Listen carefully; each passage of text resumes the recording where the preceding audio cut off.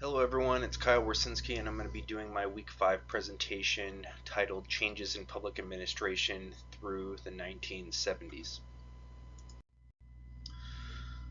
So the topics we're going to be discussing are the changes from the early founders' closed systems to open systems, the concept of changing from dual federalism to cooperative federalism, and bureaus and bureaucracies and how they are formed and how the individuals that work within those influence the organization and how the environment influences the organization.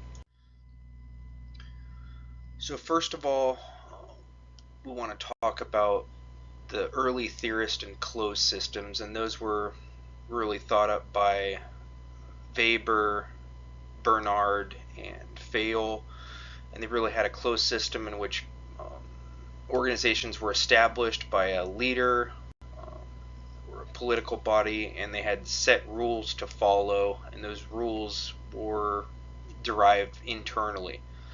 And then you'll have Frederick Taylor that talks about the one best way to do things due to his research within scientific management. So that worked throughout the early 1900s, and then by 1960s, 1970, Katz and Kahn identified that these closed systems really weren't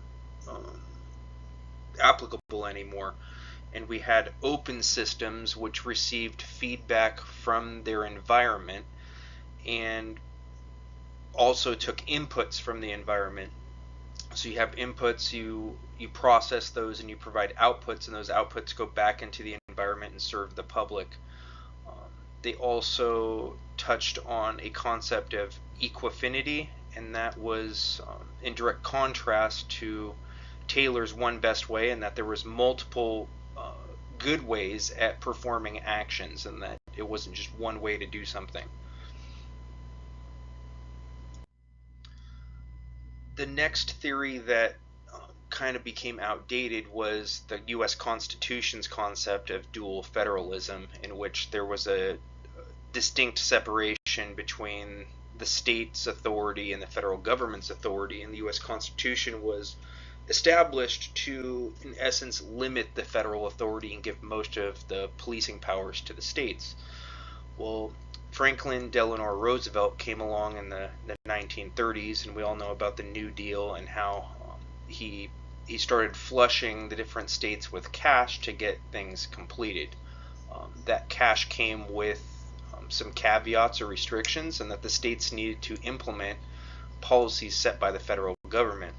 So this concept of cooperative federalism, which is also called marble cake federalism because everything's integrated or intertwined, like the picture shows, it became something that started in the 1930s, and by 1966, Grodzins really thought that, I don't even know what kind of cake he would call it. I mean, we would call it marble cake, but really he felt that almost all the different functions that government produces at the federal, state, or local level are intertwined so much that we really operate as one single system.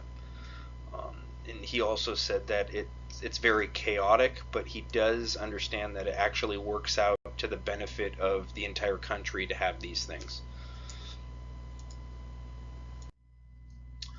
So lastly is some expansion of the theory by Max Weber in the 20s, and Weber identified that bureaus or bureaucracies were established from a charismatic leader, and by the 1960s and 70s, Downs had identified that yes, that's true, but there's also three other ways that bureaus were being created. One that Weber did not talk about was a split off, and a good example of that is the United States Air Force splitting off from the actual Army after World War II because there was a distinct difference, or the people within that organization that flew thought there was a distinct difference between their services and that be of the Army. The next is creating a bureau out of nothing, and we saw that in response to the tragic events of September 11th, in that President Bush created the Department of Homeland Security. So there was a need, there wasn't any split off, so we just created a bureau to make the country safer. And then lastly, we have an entrepreneurship concept of creating a bureau because there's some public demand for that, and you have people that step up and they have an entrepreneurship mentality, and they can create a system in which to satisfy that public's demand. And the last thing I want to touch on is within these bureaus, they all have similar life cycles, which they grow and they either plateau or they end up perishing or dissolving. But each of these organizations has these individuals that Downs calls climbers, and they're the ones that are very energetic. They want to get into an organization that moves up or grows, and they want to move up the organization, be promoted, and reach the highest level they can.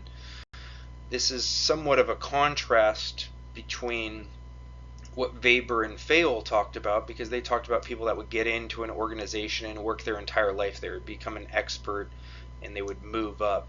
Now, climbers they're interested in doing that, but if they see an organization that plateaus or stops growing or is in trouble, they will quickly jump ship to another one, and that's a contrast that I don't think Fayol and Weber foresaw. They felt like everyone would kind of just stay with the organization no matter what. So my views on the situation is I think all three of the 1960s and 17s theorists that we read this week kind of have a better theory that's more applicable today than the early theorists did, or that the early founding documents did. And I'm not saying that those early ones were wrong by any means, but I just think that as time went on, additional research was compiled and read through, and that these theorists kind of touched on a couple of deficiencies, or just kind of built on the early foundations from the early 1900s.